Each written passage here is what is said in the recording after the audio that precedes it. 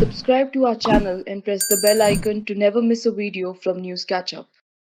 Migrant laborers are still stranded, at least many of them still are. They are jobless, they are desperate to return home. They have been hit the hardest. They must be provided with food security and financial safety net in order to survive during this very difficult period, during this crisis. नमस्कार, news catch up में आपका स्वागत है। मैं हूं वैभव Parmar. Corona महामारी की वजह से देशव्यापी लॉकडाउन का 15 दिवसीय तीसरा चरण आज से शुरू हो गया। तीसरे लॉकडाउन के साथ साथ प्रवासी मजदूरों के अपने गृह राज्य लौटने की खबरें भी लगातार सामने आ रही हैं।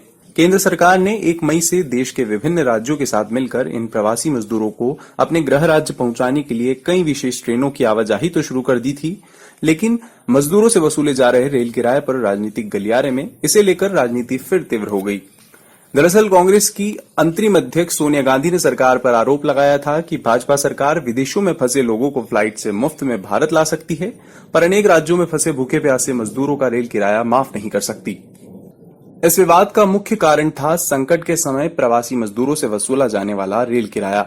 ऐसे समय में जब मजदूर बेरोजगार हैं, उनके पास पैसों की कमी है, उनके चेहरों पर अपने घर जाने की बेचैनी है, तब राज्य और केंद्र सरकार के लिए अति आवश्यक हो जाता है कि वे इन मजदूरों को अपने गृह राज्य जल्द से जल्द पहुंचाए और खाने पीने की तमाम सुविधाएं उन्हें जल्द से जल्द मुहैया कराएं।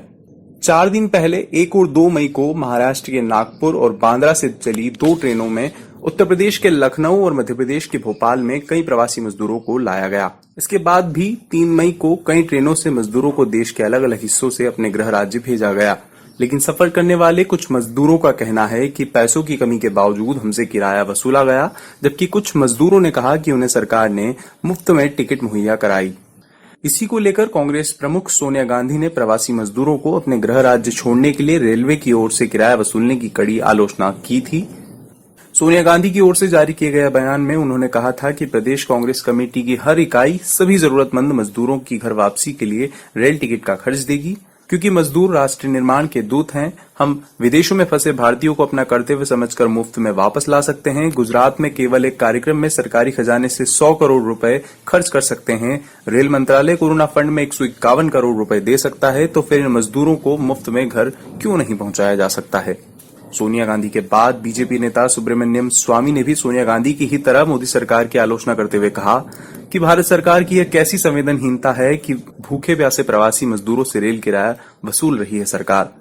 जो भारतीय विदेशों में फंसे थे उन्हें फ्लाइट से मुफ्त में वापस लाया गया। अगर रेलवे अपने फैसले से नहीं हटती है तो पीएम केयर्स फंड के पैसे का इस्तेमाल क्यों नहीं किया जा रहा है। प्रवासी मजदूरों को उनके गृह राज्य छोड़ने के लिए मोदी सरकार की किराए को लेकर हो रही आलोचना पर केंद्र की सत्ताधारी भाजपा ने स्पष्टीकरण जारी किया और जल्द कहा कि रेलवे ने प्रवासी मजदूरों के लिए चलाई जा रही स्पेशल ट्रेनों में सरकार टिकट की कीमत का 85% स्वयं वहन कर रही है और शेष 15% किराया संबंधित राज्य सरकारों को देना है।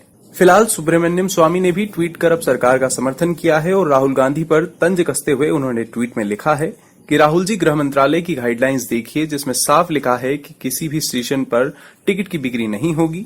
रेलवे ने टिकटों पर 85% सब्सिडी दी है और टिकट की कीमत का 15% राज्य सरकारों को देना है।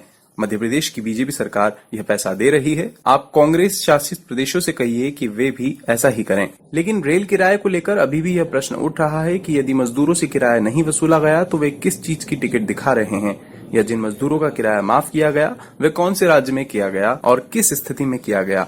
इसमें कोई दो राय नहीं कि राज्य और केंद्र सरकार में अभी भी मजदूरों से वसूले जा रहे किराए को लेकर असमंजस की स्थिति बनी हुई है। फिलहाल इन लोगों की समस्याओं पर केंद्र और राज्य सरकारों ने मिलकर उचित निर्णय नहीं लिया तो हालात और खराब हो सकते हैं। न्यूज कैचअप के इस विशेष में इतना ही। देश और